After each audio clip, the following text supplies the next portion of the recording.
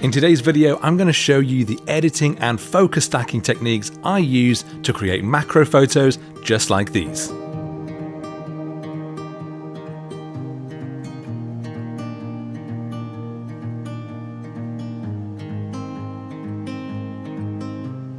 So I've shown quite a few macro photos in some of my recent videos, but it's been some time since I've actually kind of shown the post-production on these photos. I do like to try and get my images as close to perfect in camera as I can, but even then that's still probably only 60% of the process. I really enjoy diving into Lightroom and seeing how much more I can get from these photos. So if we jump over into Lightroom, I have earmarked a few shots from some of my recent videos that I kind of want to show you how I actually put these together.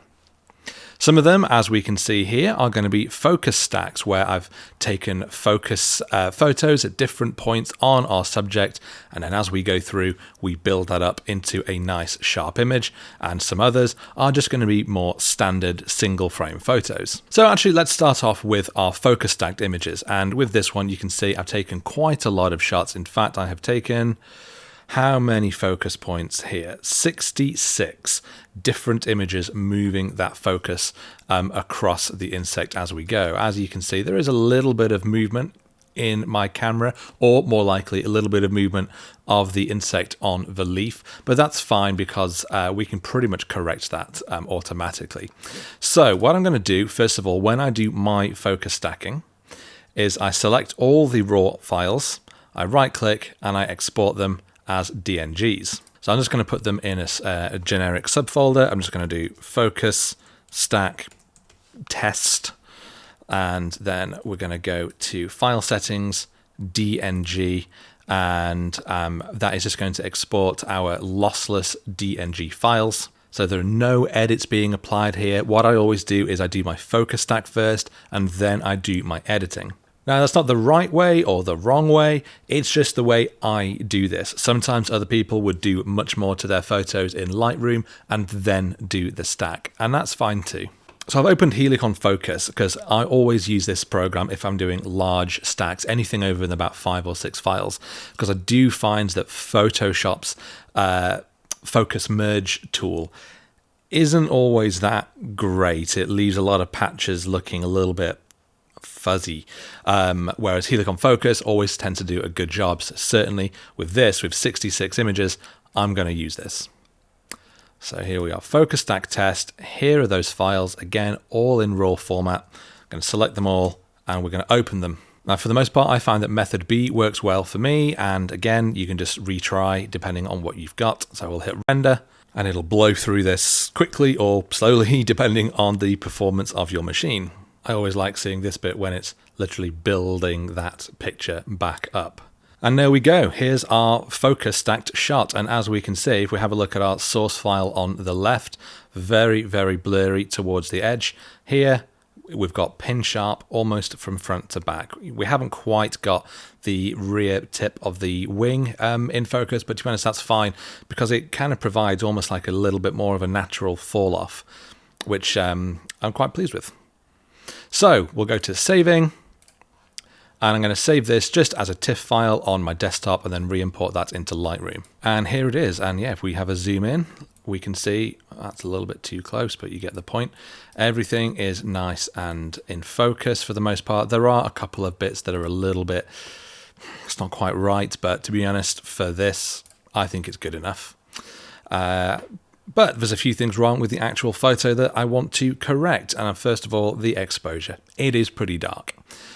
So I'm going to bring that up by quite a bit, plus 0.8. Already looks a lot better. I'm going to adjust the white balance. It's a little bit on the green side, so I'm just going to up that on the magentas and maybe even slightly cool it off, just -2. Something like that works pretty well, I think. Maybe boost those shadows slightly and maybe up those whites. Just give it a little bit more of a punch. Already, I think that looks a lot better. If we have a look at our before, nope, our before and our after, we've done most of the work just in those couple of sliders. But we've got some issues with the colors, particularly the greens, which are looking quite sickly yellow. This was like a really vibrant, vivid green in the undergrowth here. And some of the, even changing the white balance hasn't really kind of brought that image back to where I want to. So I'm going to go into our HSL tool, that's hue, saturation, and luminance. And now I can actually edit the specific colors. So straight away, that green I was complaining about, if I pull that to the right, that's going to take it more towards an emeraldy green. And immediately you can see just how much different that makes. Here, where it was very sickly, now we've really brought it into a lovely deep emerald. I actually think somewhere around plus 30 is great. However, it has also resulted in it looking very oversaturated, almost like a toxic green. So I'm going to counter that by going into our saturation, and I'm going to pull that back by almost the same amount. Yeah, minus 30 looks a little bit better. Maybe increase that luminance as well. So now we've got that nice emeraldy green tone, but without it being too overpowering.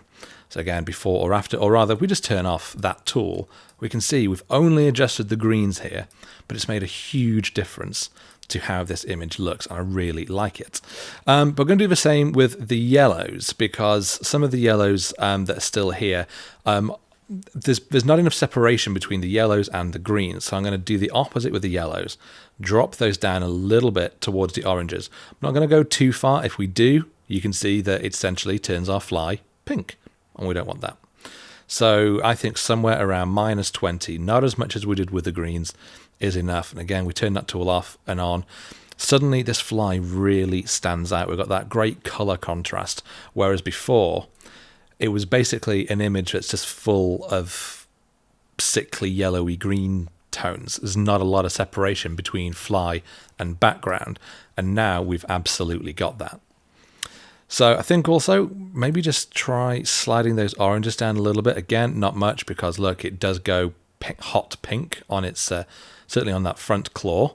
So we can bring that back just so that it's a deep orange. And again, it gives us that differentiation between the colors in the yellows and the colors in the orange. I'm also going to increase that yellow saturation just a little bit. There's probably not a lot more I would want to do here. Maybe just bring in a slight crop. Nope, I want to lock our aspect ratio just so it's a bit more central in the frame. I think that's looking pretty good. But I'm going to move on to using some selective adjustments, which, yeah, thank you, Lightroom. I love using selective adjustments because you can get much more fine control over where you're putting light and colors than just using global edits. So I want to use this radial gradient because we've already got, if we look at where the light's coming from, it's hitting the top of the fly and the top of this leaf, because we've got, obviously, in the forest, the sun was overhead. And I kind of want to emphasize that with the idea that this light is kind of cascading down. So I'm going to create a really big radial gradient, something like this. And actually already it was set to exposure +1 for some reason. And actually that's what I wanted to do. I wanted to increase that exposure, maybe boost those whites a little bit, maybe even increase the color, give like a little bit of warmth to this sunlight cascading in, maybe a little bit less, somewhere around +15.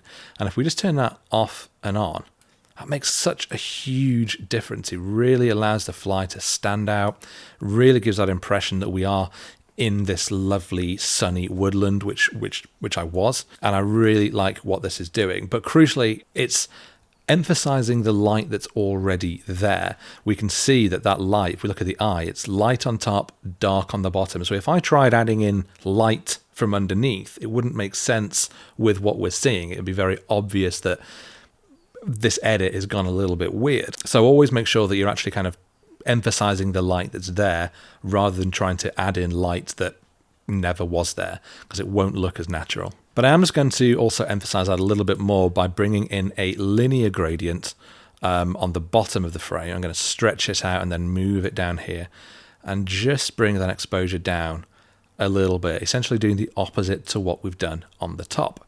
And that essentially is going to draw the eye much more towards our subject by darkening down some of the bottom of the frame. So now if we have a look at our before and our after, we've made a huge difference to this. The colors look great. It's much more visible. We've got this lovely, almost more direction to the light coming in from the top. The only other thing I might do, again, using our mask, I might even try object here. So I wonder if this will work. I'm real-time testing. If I just sort of vaguely paint this in, is it going to... It has selected that fly for us. So using these auto masking tools can be quite handy, because here all I want to do is add in some texture, basically sharpening the fly, because we've got that crisp detail from the focus stacking. So it's just making sure that it is really nice and sharp, maybe even a little bit more clarity, and increasing the sharpness itself. Might have gone a bit too far with that texture, so let's row that back, maybe even a bit more white, but not too much, because if we look, it will start to kind of go a little bit weird at some of the edges where, in here, for example, where that mask hasn't separated it from the background quite as well as it should. So we'll bring that right back. Just a little bit. Oh, definitely not with those highlights. That looks weird. So there's something like there. If we just turn that off and on, off and on. It might be difficult to see, particularly with YouTube's compression, but it is definitely just bringing out some of those details quite nicely. So I think that is everything that I would want to do on an image like this, and I think this is pretty much where I got to with my edit first time, particularly because we've gone from it being not in focus at all. We've had to do that focus stack, and then that's left us with this quite dark underexposed photo. And yet here's what we've brought out, this lovely vibrant shot. The insect is absolutely the hero of this scene. It stands out from its background with that color contrast. It stands out with how sharp it is. Yeah, I'm really pleased with how this looks. And to be honest, I imagine I'm going to be doing pretty much the same things with this next shot, which is of this spider hanging down with this nice water droplet. Because again, I did like a basic focus stack, fewer images this time, but as you can see, the focus sort of moves through the frame, allowing us to get it looking nice and sharp. So we're going to do the same thing. Select those images, export as DNG. I'll put them in the same folder. And then in Helicon Focus, we open that same folder. There they are. Select, open. And we'll just run the tool. We'll press render, and it will just do it exactly the same as before. And it has done. Looks like a pretty good job. We look here, we've got this back part of the spider's abdomen in focus, but then it really falls off with these legs, whereas here we've got nice sharpness pretty much across the board. So again, we'll just go to save. We'll save it in my desktop as a TIFF and re-import it back into Lightroom. What I'm actually going to try, first of all, is just copying the settings that we've done from our first edit, and then we can hopefully just try and paste those onto the new one, because it should be essentially the same. I'm not going to do the masking or the crop, but everything else, all our exposure and color adjustments should copy, because like before, we've still got those same green tones. We've still got, it's a bit dark. So hopefully I can just go develop settings, paste settings, and it has done a lot of the work for us. We've now suddenly got a bright, oh no, wrong one. Let's go into our develop module. It's gone from being dark and quite sort of almost yellowy browny greens, and now suddenly we've got a lot more detail coming out here. But I think there's a couple of things that I'm seeing that's a little bit wrong for me. First of all, that green is too vibrant, particularly on this leaf. And again, it looks quite toxic. So I might even try and kind of bring that saturation down. And I think that the oranges and yellows on the spider can stand to be a little bit brighter. If I just pulse that orange up and down, you can see how much it's bringing out that spider, and I really like that. So I'm gonna pump those oranges really high, make them really bright. Maybe the same on the yellows. Yeah, absolutely. I love what that's doing. But we can maybe go and increase the saturation of those yellows a little bit. Maybe on the oranges, something like this. So if we turn this tool off and on, much of the editing work, most of the heavy lifting to kind of create the look of this image has been done just with the HSL tool. So you can see how powerful it is, having that control over individual colors to create that separation between the orange and yellow spider and the green background. Because before, that's pretty much just one set of colors. It's all various murky shades of greeny brown.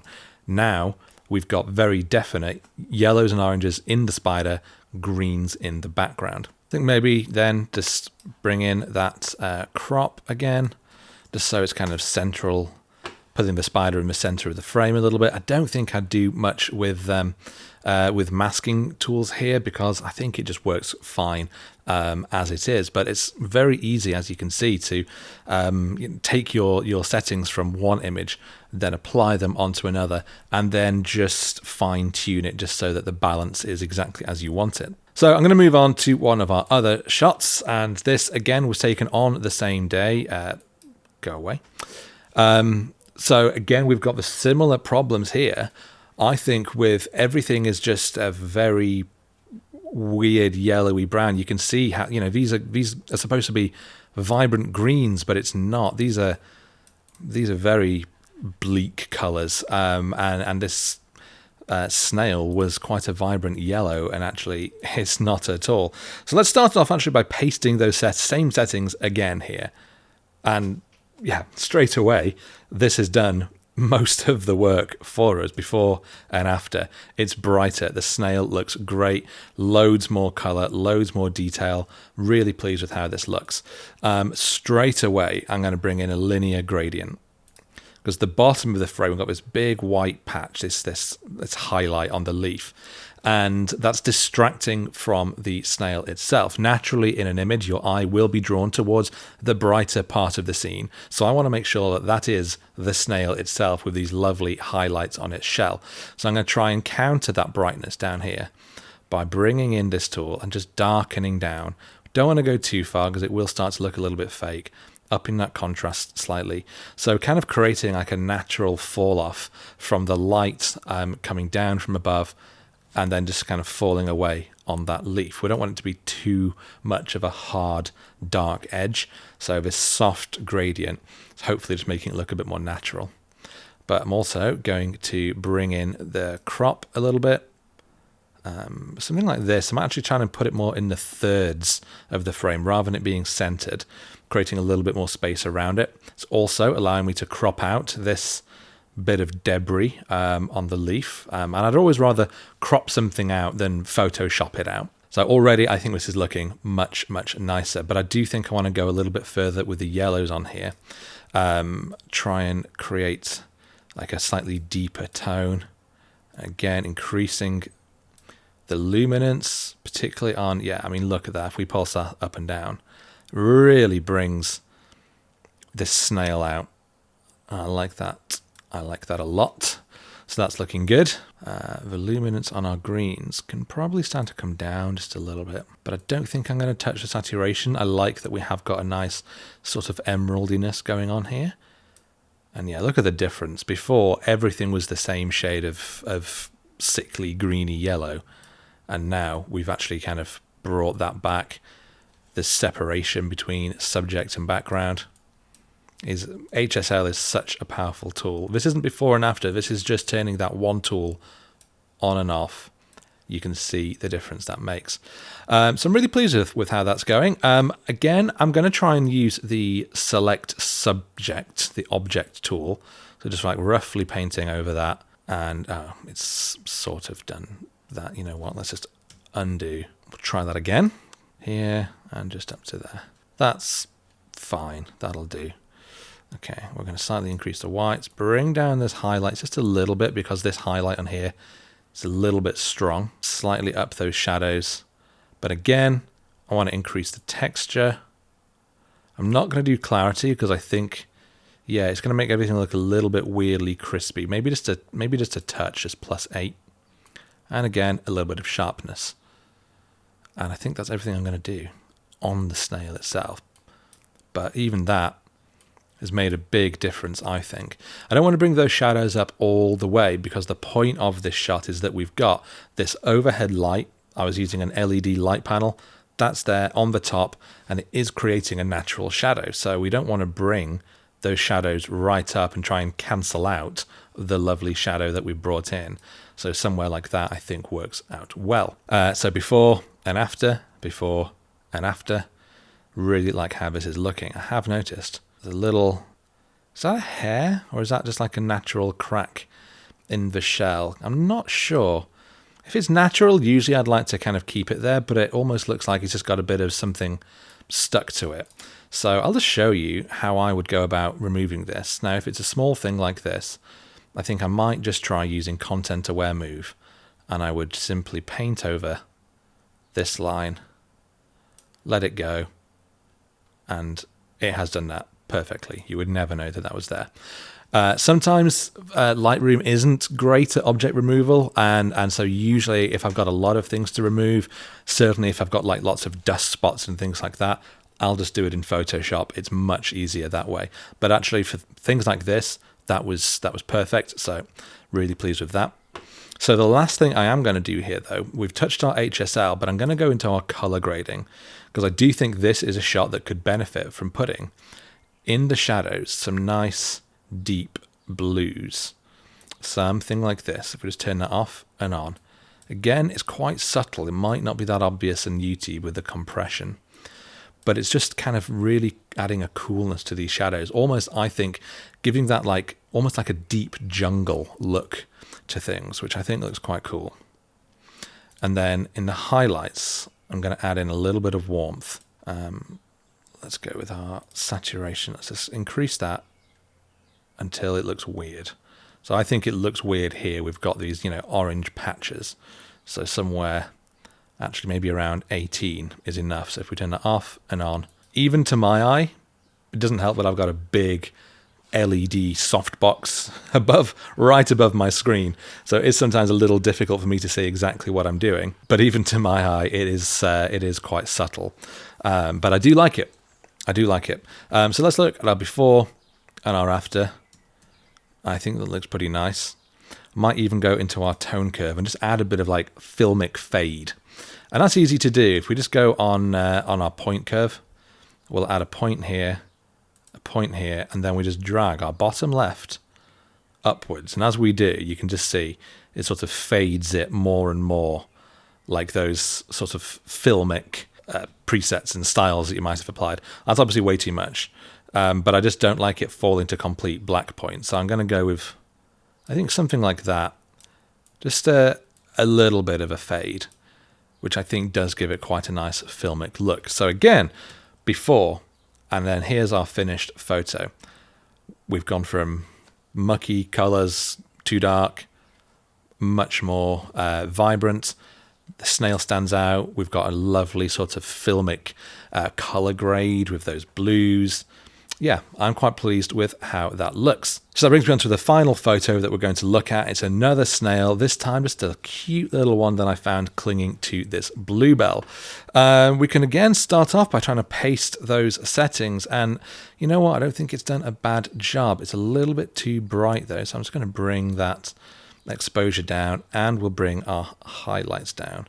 But I do think kind of bringing up those shadows and those whites is already kind of putting things where I want. Definitely need to crop. I'm probably going to do a 4:5 crop actually, because I like that it kind of brings in the top and bottom. And often with vertical portrait orientation shots, I find that the same aspect ratio as landscape ends up looking quite weirdly tall and narrow. So I often use a 5:4 crop for vertical images for that reason, even though I don't for landscapes. So I think something like this works well.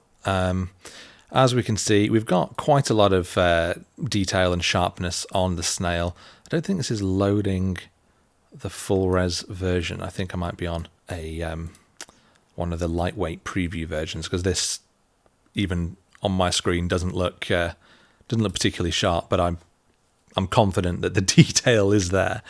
So if we just have a look at our before and our after, it's actually done very, very little so far, to be honest. And that's probably a good thing, because this is a very different sort of image. It's dark. I lit this with light.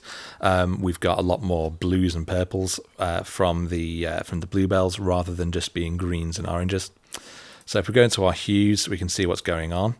Again, I like that we've got more of an orangey tone on this snail. If we turn it off and on, yeah, I think this looks nice. But we can go with our luminance and bring that up a bit, and certainly on the yellows, just to help the snail stand out. And we're going to have quite a lot of purple in the flower, so I'm going to raise the luminance there just a touch. Not really any in the magentas, but probably quite a lot in the blues. You know what? It looks best in the middle. In our hues, we can play around all we want. You know, these were sort of, they were blue. They are bluebells, so I don't want to, you know, right now there is sort of a purpley hue to them. I don't want them to be fully blue like this because that looks way more unnatural.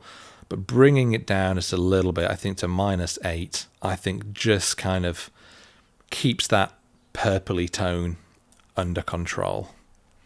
So I think that looks really nice generally. Again, this one could suit a sort of a bit of a filmic fade. So I'm going to put in these control points, lift up this end, because we've got all this black around the edges and I just don't want it falling into complete blackness. So this way, instead, sort of fall into this matte grey sort of thing, which I just think gives a slightly nicer vibe to this image.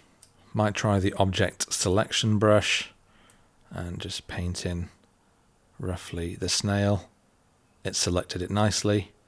Again, extra little bit of texture, maybe a little pop of clarity, because that's our subject, and despite our subject being such a tiny little portion of the frame, we still want it to be the thing that your eye is drawn to.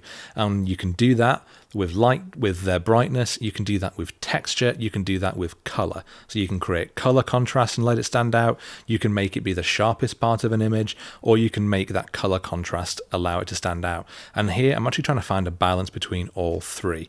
That orange against the blue, trying to make it one of the brighter parts of the scene, not overly so against the bluebells, and we're also trying to make it look nice and sharp, whereas the other bluebells are, I'm quite happy that they've kind of fallen to a more softer out of focus look. Maybe as with the other, I could add in a little bit of sort of blue toning into those shadows and maybe a bit of warmth in the highlights. I don't really think that's doing much. But these are very natural scenes, so I don't really want to take my edits to some wild, fantastic place. I want it to really kind of fit with the actual vibe that I saw there on the day. And that's up to you to kind of find your balance of where you're happy with that. For me, I'm not taking a scientific record of a scene. I do still feel that there is definitely room for that artistic interpretation. So I don't really mind, you know, changing my color balances and things to create something that is different to what's in camera, because I'm trying to create an artistic image. I'm not just trying to create an exacting snapshot of what was there. So it's up to you to kind of decide where you want to take your own edits.